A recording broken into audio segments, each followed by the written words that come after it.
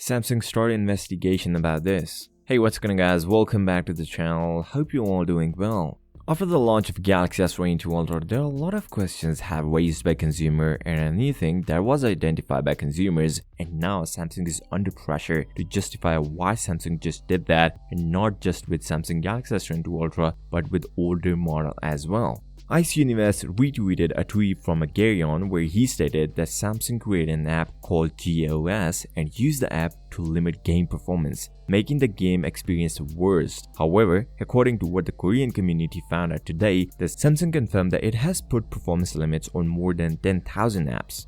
Before moving on, if you like the content, make sure to drop a like, subscribe to the channel, and comment down below what are your thoughts on this issue. He also stated that Samsung employees are also criticizing this as a bad behavior, referring to Volkswagen. Accordingly, Samsung has launched an investigation, and there are rumors that Samsung's vice chairman Lee is also moving. However, Samsung is making and using exynos since Galaxy S7, so you guys better know how long they're doing this.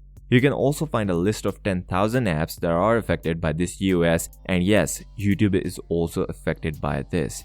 Golden Reviewer said on his Twitter account that he managed to turn off exynos, but he also says that nothing changed, neither game performance, nothing else. But he also mentioned that you cannot turn off exynos because it's on One UI 4.0 and it's in kernel level. Hoyo Kim shared a link on his Twitter account, a blog post where the internal sources says that Samsung does not simply look at exynos related issues that has become a hot topic recently. From what situation it was implied and how to respond in the future, it seems to have entered into overall investigations.